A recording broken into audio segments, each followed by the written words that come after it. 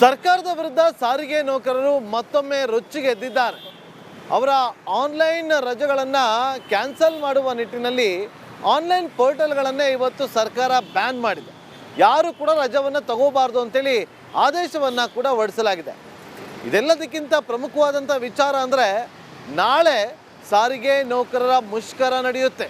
ಈ ಬಗ್ಗೆ ನಮ್ಮ ಪ್ರತಿನಿಧಿ ಒಂದು ಪ್ರತ್ಯಕ್ಷ ವರದಿಯನ್ನು ಕೊಟ್ಟಿದ್ದಾರೆ, ನೋಡ್ಕೊಂಬನ್ನಿ.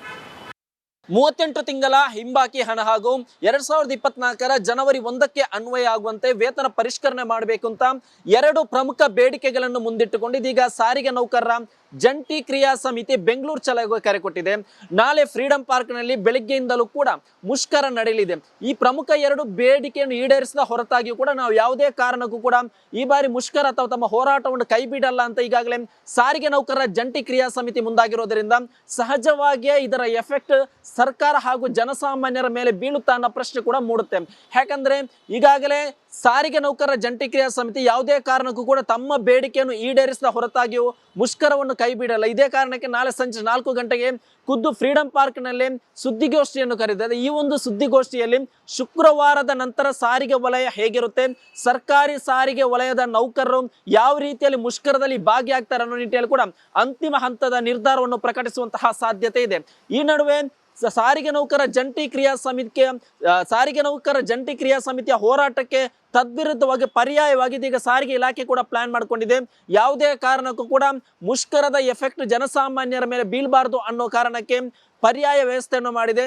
ಜನದಟ್ಟಣೆ ಅಥವಾ ಪ್ರಯಾಣಿಕರ ದಟ್ಟಣೆ ಹೆಚ್ಚಿರುವಂತಹ ಭಾಗದಲ್ಲಿ ಹೆಚ್ಚುವರಿ ಬಸ್ಗಳ ವ್ಯವಸ್ಥೆಯನ್ನು ಮಾಡಿದೆ. ಅದರ ಜೊತೆಗೆ ಇತ್ತೀಚೆಗೆ ನೇಮಕ ಆಗಿರುವಂತಹ ಕೆಲ ಚಾಲಕರನ್ನು ನಾಳೆ ಮತ್ತೆ ಡ್ಯೂಟಿಗಿಳಿಸುವಂತಹ ಸಾಧ್ಯತೆ ಇದೆ. ಈ ಮೂಲಕ ಯಾವುದೇ ಕಾರಣ ಕೂಡ ಜನಸಾಮಾನ್ಯರ ಮೇಲೆ ಮುಷ್ಕರದ ಎಫೆಕ್ಟ್ ಆಗಬಾರ್ದು ಅನ್ನೋ ನಿಟ್ಟಿನಲ್ಲಿ ಕೂಡ ಎಲ್ಲಾ ಸಾರಿಗೆ 4 ವಲಯದ ನಿಗಮದ ಅಧ್ಯಕ್ಷರು ಕೂಡ ಜೊತೆಗೆ ಸಂಬಂಧಪಟ್ಟಂತಹ ಇಲಾಖೆ ಅಧಿಕಾರಿಗಳು ಪ್ಲಾನ್ ಅನ್ನು ಮಾಡ್ಕೊಂಡಿದ್ದಾರೆ.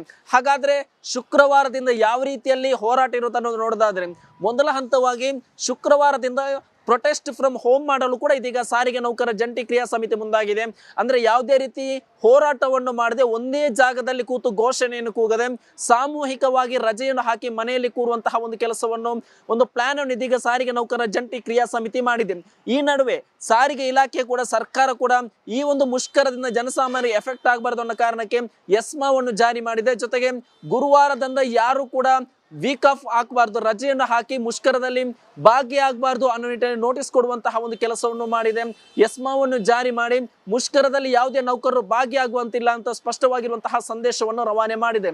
ಇದರ ಹೊರತಾಗಿಯೂ ಯಾರಾದರೂ ಮುಷ್ಕರದಲ್ಲಿ ಭಾಗಿಯಾದರೆ ಅಂತರ ವಿರುದ್ಧ ಕಠಿಣ ಕ್ರಮಕ್ಕೂ ಕೂಡ ಇದೀಗ 4 ನಿಗಮಗಳು ಕೂಡ ಮುಂದಾಗಿರುವಂಥದ್ದು. ನಾಳೆ ಸಂಜೆ ಅಸಲಿ ಚಿತ್ರಣ ಏನು ಅನ್ನೋದನ್ನು ಗೊತ್ತಾಗುತ್ತೆ.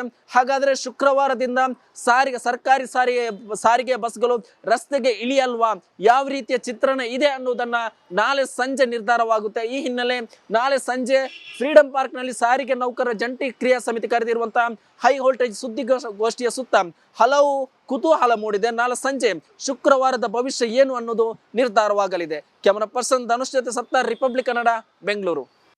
ಸರ್ಕಾರದ ವಿರುದ್ಧ ಸಾರಿಗೆ ನೌಕರರು ಮತ್ತೊಮ್ಮೆ ರೊಚ್ಚಿಗೆದ್ದಿದ್ದಾರೆ.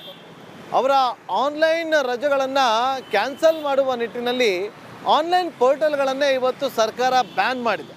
ಯಾರು ಕೂಡ ರಜೆಯನ್ನು ತಗೋಬಾರ್ದು ಅಂತೇಳಿ ಆದೇಶವನ್ನು ಕೂಡ ಹೊರಡಿಸಲಾಗಿದೆ. ಇದೆಲ್ಲದಕ್ಕಿಂತ ಪ್ರಮುಖವಾದಂಥ ವಿಚಾರ ಅಂದರೆ ನಾಳೆ ಸಾರಿಗೆ ನೌಕರರ ಮುಷ್ಕರ ನಡೆಯುತ್ತೆ.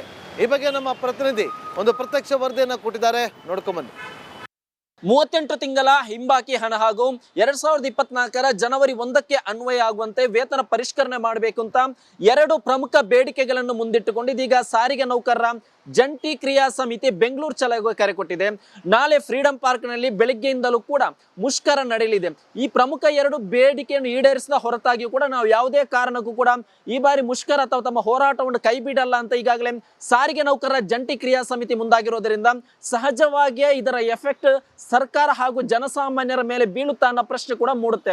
ಯಾಕಂದ್ರೆ ಈಗಾಗಲೇ ಸಾರಿಗೆ ನೌಕರರ ಜಂಟಿ ಕ್ರಿಯಾ ಸಮಿತಿ ಯಾವುದೇ ಕಾರಣಕ್ಕೂ ಕೂಡ ತಮ್ಮ ಬೇಡಿಕೆಯನ್ನು ಈಡೇರಿಸಿದ ಹೊರತಾಗಿಯೂ ಮುಷ್ಕರವನ್ನು ಕೈ ಬಿಡಲ್ಲ. ಇದೇ ಕಾರಣಕ್ಕೆ ನಾಳೆ ಸಂಜೆ 4 ಗಂಟೆಗೆ ಖುದ್ದು ಫ್ರೀಡಂ ಪಾರ್ಕ್ನಲ್ಲಿ ಸುದ್ದಿಗೋಷ್ಠಿಯನ್ನು ಕರೆದಿದೆ. ಈ ಒಂದು ಸುದ್ದಿಗೋಷ್ಠಿಯಲ್ಲಿ ಶುಕ್ರವಾರದ ನಂತರ ಸಾರಿಗೆ ವಲಯ ಹೇಗಿರುತ್ತೆ, ಸರ್ಕಾರಿ ಸಾರಿಗೆ ವಲಯದ ನೌಕರರು ಯಾವ ರೀತಿಯಲ್ಲಿ ಮುಷ್ಕರದಲ್ಲಿ ಭಾಗಿಯಾಗ್ತಾರೆ ಅನ್ನೋ ನಿಟ್ಟಿನಲ್ಲಿ ಕೂಡ ಅಂತಿಮ ಹಂತದ ನಿರ್ಧಾರವನ್ನು ಪ್ರಕಟಿಸುವಂತಹ ಸಾಧ್ಯತೆ ಇದೆ. ಈ ನಡುವೆ ಸಾರಿಗೆ ನೌಕರ ಜಂಟಿ ಕ್ರಿಯಾ ಸಮಿತಿಯ ಹೋರಾಟಕ್ಕೆ ತದ್ವಿರುದ್ಧವಾಗಿ ಪರ್ಯಾಯವಾಗಿ ಇದೀಗ ಸಾರಿಗೆ ಇಲಾಖೆ ಕೂಡ ಪ್ಲಾನ್ ಮಾಡ್ಕೊಂಡಿದೆ. ಯಾವುದೇ ಕಾರಣಕ್ಕೂ ಕೂಡ ಮುಷ್ಕರದ ಎಫೆಕ್ಟ್ ಜನಸಾಮಾನ್ಯರ ಮೇಲೆ ಬೀಳಬಾರದು ಅನ್ನೋ ಕಾರಣಕ್ಕೆ ಪರ್ಯಾಯ ವ್ಯವಸ್ಥೆಯನ್ನು ಮಾಡಿದೆ. ಜನದಟ್ಟಣೆ ಅಥವಾ ಪ್ರಯಾಣಿಕರ ದಟ್ಟಣೆ ಹೆಚ್ಚಿರುವಂತಹ ಭಾಗದಲ್ಲಿ ಹೆಚ್ಚುವರಿ ಬಸ್ಗಳ ವ್ಯವಸ್ಥೆಯನ್ನು ಮಾಡಿದೆ. ಅದರ ಜೊತೆಗೆ ಇತ್ತೀಚೆಗೆ ನೇಮಕ ಆಗಿರುವಂತಹ ಕೆಲ ಚಾಲಕರನ್ನು ನಾಳೆ ಮತ್ತೆ ಡ್ಯೂಟಿಗಿಳಿಸುವಂತಹ ಸಾಧ್ಯತೆ ಇದೆ. ಈ ಮೂಲಕ ಯಾವುದೇ ಕಾರಣ ಕೂಡ ಜನಸಾಮಾನ್ಯರ ಮೇಲೆ ಮುಷ್ಕರದ ಎಫೆಕ್ಟ್ ಆಗಬಾರ್ದು ಅನ್ನೋ ನಿಟ್ಟಿನಲ್ಲಿ ಕೂಡ ಎಲ್ಲಾ ಸಾರಿಗೆ 4 ವಲಯದ ನಿಗಮದ ಅಧ್ಯಕ್ಷರು ಕೂಡ ಜೊತೆಗೆ ಸಂಬಂಧಪಟ್ಟಂತಹ ಇಲಾಖೆ ಅಧಿಕಾರಿಗಳು ಪ್ಲಾನ್ ಅನ್ನು ಮಾಡ್ಕೊಂಡಿದ್ದಾರೆ.